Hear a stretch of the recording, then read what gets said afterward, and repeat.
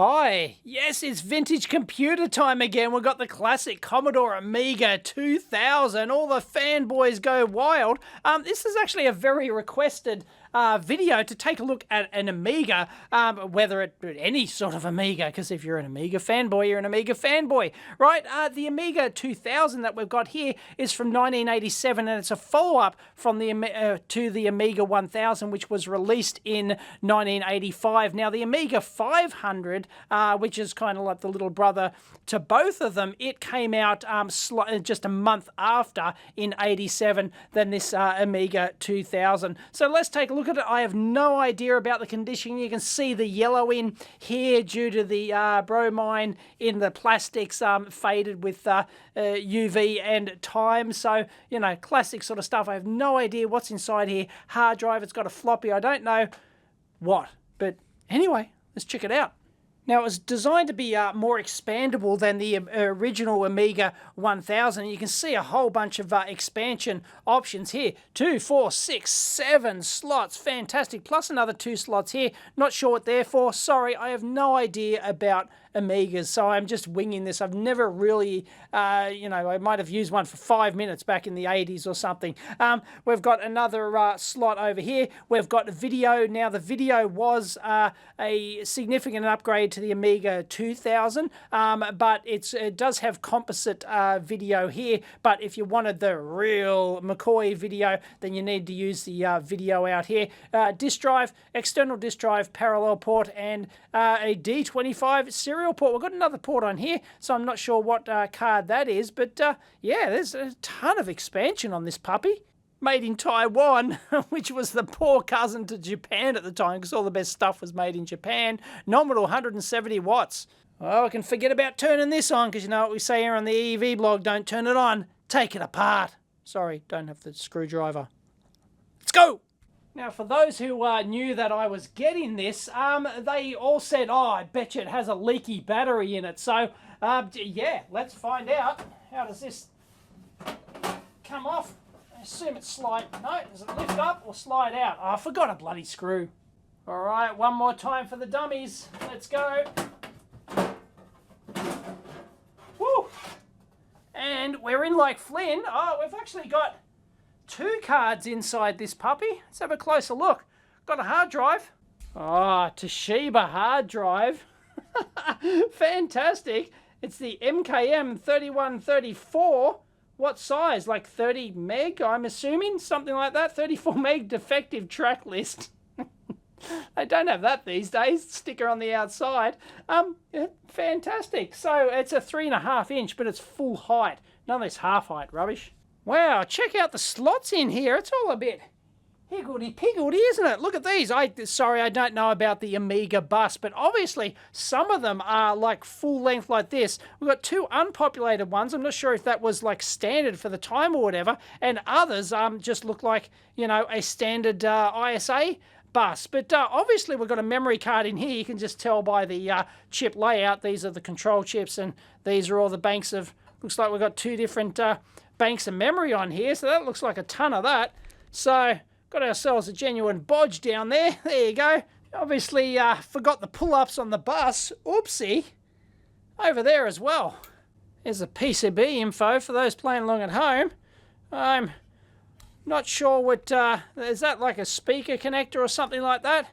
Anyway, not entirely sure, but it's in reasonable condition. It's got some dust. Look at all the got some filter suppression happening on the bus there, and lots of pull-ups, everything else. But let's have a look. We've got a large power supply module which takes most of the back on that. There's our 68,000 processor down in there. We'll get a good look at that. There we go. We've got a whopping 2 meg of RAM. Check it out. And what do we got? Oh, Sanyos. Anyone remember Sanyos? At least they haven't mixed and matched them. Look at that. So 2 separate banks there. Massive 2 meg of RAM. These would just be PLDs down here, programmed for address decoding and stuff like that. But apart from that, it looks like there's no like, I don't know about the Amiga DMA and all that sort of stuff, but there's seems to be no real controller in here. It's just basic memory addressing. And we've got ourselves a hard drive controller. Look at this. So a lot of effort went into the hard drive. It's got an internal expansion bus here, plus of course the external connector on the output. Mate, could you hook up an external hard drive? Not sure what's doing. Anyway, National Semiconductor chipset there, Zilog, some sort of Zilog controller. We'll need to look at that. Copyright 1989, Commodore Business Machine. So there you go. More ROMs over here. Geez, it's all happening. There are 88s and some sort of MOS 8727. Some sort of, I don't know, some sort of controller. Is it a disk controller? No. And it looks like a whole bunch of PALs as well. I mean, there's a lot of effort which went into hard disk controllers back in the day. Unbelievable. We take it for granted. Just, you know, plug it into your SATA bus or whatnot, but it's just incredible. And do we have a date code? 35th week 90? Do we have a 1990s vintage machine here? Looks like it. But going by the date codes on some of these chips, I mean, you know, 87, 87, stuff like that. So, yeah, hard to say. I rather like how this entire cage is going to lift out. 3 screws at the back, 3 at the front. And looks like it's just going to lift out. Yep. Wow, nice. We're almost in. Come on. There we go. We're in like Flynn. Check it out. Oh, it's a bit dusty. Got our base memory down here. We got our 68,000 processor all the way in there. The fanboys go wild, but what they don't go wild about is wah. Look at that battery. Yep, sure enough. Look, that looks like it's corroded. Like, oh, is it all the way out to here? It looks like there's like a pattern out to here or something, but I don't know. That's one sick puppy. Really, I hope it hasn't eaten away. Acid in that hasn't eaten away any of the tracks, but we've seen that before, so yeah, I don't like our chances.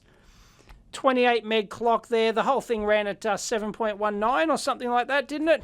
Got another expansion slot here, and you'll notice that it only had one expansion slot here to serve those 2 panels on the back. So obviously, you know, a dual cable come out and attach to something else or whatnot there. I'm not sure if you could, you know, just use any slot willy-nilly. Oh, hello, Denise. Hey, Gary. Gazza. Everyone knows Gazza. Gazza's your mate. And the great thing about the Amiga is that it does absolutely nothing unless this chip says so. It's the fat lady. Oh, that's going to be a sad and sorry sight to a lot of Amiga fanboys. Ugh, crusty as. Yeah, that's one sick puppy. I'm not even going to bother to power this thing up until I've cleaned around here. So, get in there with some... Oh, my can's out of action. Damn it. Come on. Come on. There you go. That'll do it. This is just some IPA electronic cleaning solvent. Electrolube. It's not pretty.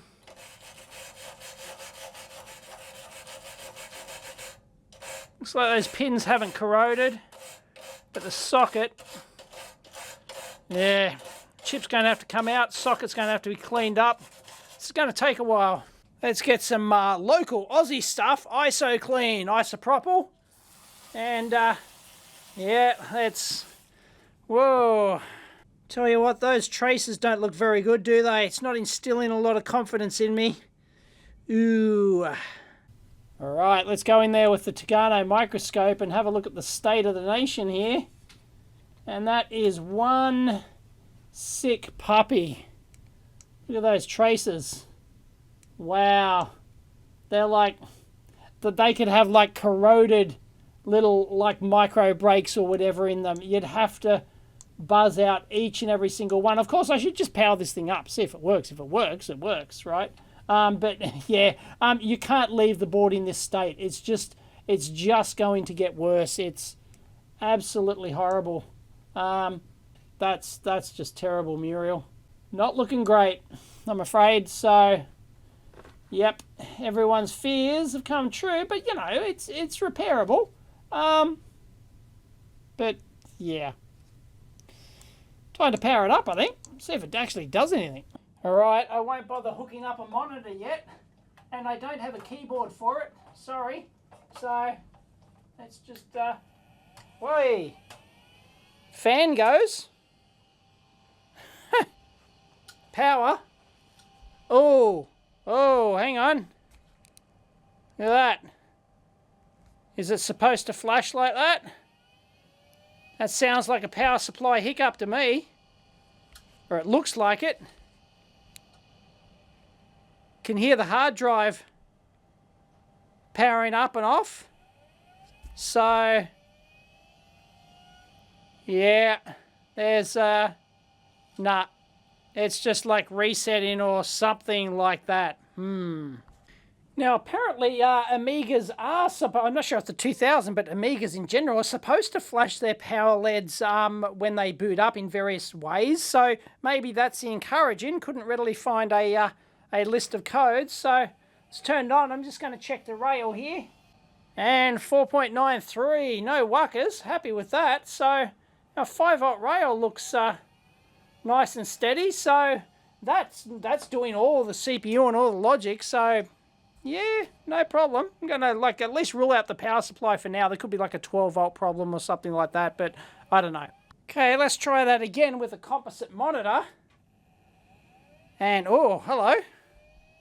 Hello? Hello?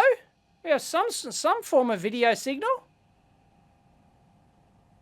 Wouldn't do that otherwise. That's encouraging. I don't know, what's an Amiga supposed to do on the boot? It's got a white screen. Flashing white screen, yeah, something's not right. But the video hardware is at least generating a clock and doing whatnot, but